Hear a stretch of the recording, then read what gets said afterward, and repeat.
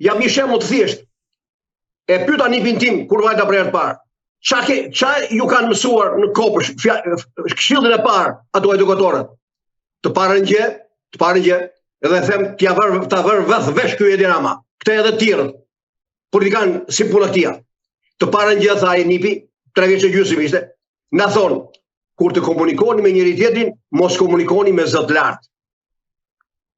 E para kjo. E dyta, kur nuk ju pëlqen mendimi i shokut apo i shoqes tuaj, mos i thoni që ti s'merr vesh, ti nuk di gjë, e di unë më mirë, etj të kësaj natyre, sepse e fyen atë. Po thuaj atia që edhe kështu mund të jetë, po unë kam mendimin se mund të jetë edhe kështu.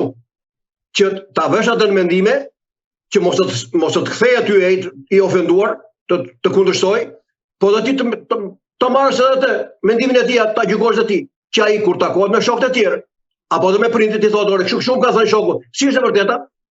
Pra, ky është komunikimi që duhet bërë. Po, kaq edukat që kanë marrë në Kopësh fëmijë të 3 vjeç e 4 vjeç, se ka ky kryeministri jon. Kështu që s'ka si ta përcjell kjo edhe në popull. Këto lloj edukate. Aq më tepër në këtë fushatë elektorale, që kjo ishte skandalozja, nuk kam çfarë them, nuk kam çfarë emër t'i vet të njeriu. Zoti Dyshniku, si mendoni pse Kosova dhe çështjet tjera të shqiptarëve të rajonit Ballkanit që i shqetësojnë ata janë lënë jashtë kësaj fushate elektorale, qoftë nga Berisha, qoftë edhe nga Rama? Shiko, as Berisha, as Rama nuk kam punuar për Kosovën. Kam punuar kundër kosovarëve, kundër shtetit të Kosovës. Pavarësisht prallave që thonë këta.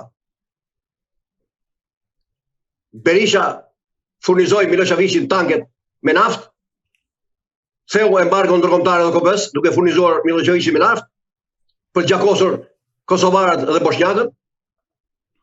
Edi Rama, në 4 kryeministrat e fundit, s'ka pas marrëdhënie me ata kryeministra. Bile atë Haradinën e ka quajtur gomar. Ky Mika Vučićin e ka deklaruar hapur. Dhe me Ballkanin e hapur, ky u tregua armik e Kosovës. Do në ta fuste në thes Kosovën. Po se hengri Albin Kurti. Bravo i qoftë.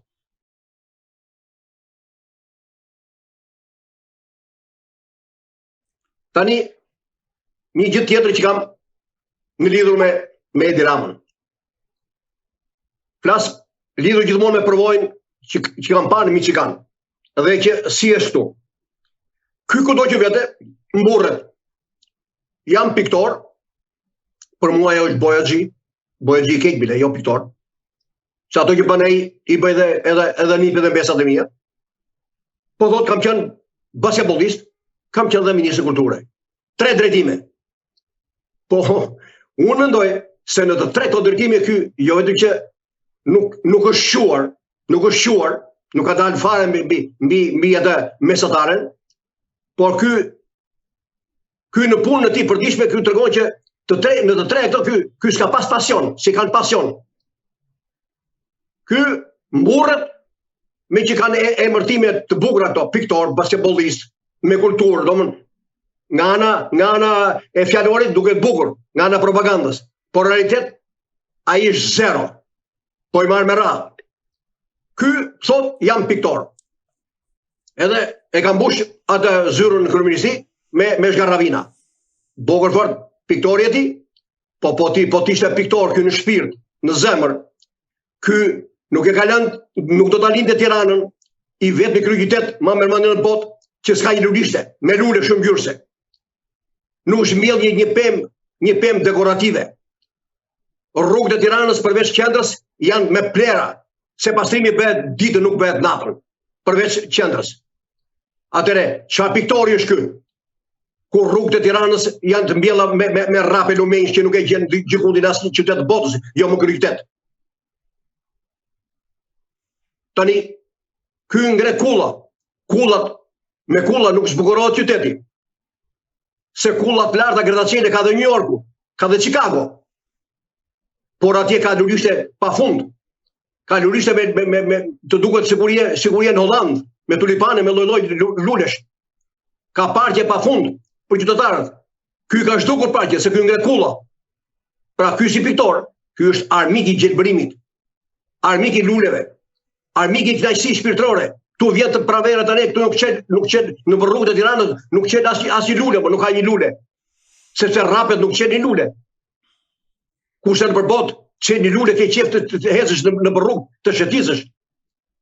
Pra ky si piktor, ky me këtë ka treguar vetë që mos të mburret kot, sepse atë zanate e tij si piktor ta tregonte në shërbim qytetarëve. Një kjo. Ky do të basketbollist. Dakor. Po ta kishte pasion në shpirt edhe ta kultivonte te fëmijët, te rinia, te qytetarët. Po si ka mundsi ky i prishit tëra fushën e sportit? Zgjen një fushë sporti. Po Calcedo ka private. Po ti mi që kanë fushët e sportit janë pa fund, janë me qindra, janë publike. Edhe jo thjesht kështu fusha me dhe, po me barë, që i shërben pushteti vendor, bile vaditen, ujiten, me stacione pompimi, por edhe me drita natën. Tamam si stadiumet që kemi neve. Bile edhe në plazhe, që janë parqet, ka pa fund fusha sporti. Atëre ku i ka këto? Lemë pastaj të flasim, që thot, në për shkolla kanë bërë fusha sporti. Jo, ta bësh në lagje ti, se fëmijët mas shkollës vjen në lagje. Ku do lozin fëmijët? S'kan ku lozin. Se ky dhe ato hapësirat midis pallateve, ky i ka zënë, o i ka dhënë kafeneve, o dyqaneve, ose ka ngritur pallate. Atëre ku e tregon këtë që pasionin e tij si basketbollist, si sportist, ku i ka? Ku ja interpreton këtë? Se ky qoftë për pikturën, për lulishtet, për parqet që s'ka, por edhe për sportet që s'ka. Atëre çfarë bëjnë fëmijët? Me çfarë edukohen? Edukohen me celular. Dhe e fundit, ky thot, kam qenë ministër kulturën. Dakor. Çfarë ka treguar ky? Se këtë kulturën e ka pas pasion, jo profesion, në kuptimin fitimturës. Ky edhe kur ka qenë ministër kulture, edhe tani që është kryeministër, ne shohim, dëgjojmë që ky shpenzon për restaurimin e kalave, e kishave të kulturës mirëvjetësare, harxhon qindra milion euro në vit. Dakor. Dakor, le të harxhojë për kulturën. Atë kulturën e vdekur, e kaluar, që do ishte bëhet të ardhmes. Po ky duhet shpenzojë për kulturën e fëmijëve që janë sot, e fëmijëve, e të rinjve, e qytetarëve.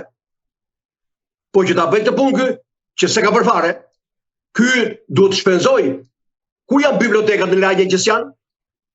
Ku janë qendrat kulturore që të merren fëmijët të aktivizohen masdite? Pse s'ka? Ku janë klasa sportive në përshkolla? Ku janë ato kurse të ndryshme në përshkolla që të bëhen për teatrin, për baletin e për tjera, domosdoshmë siç kanë qenë. Pse nuk shpenzon ky për këto?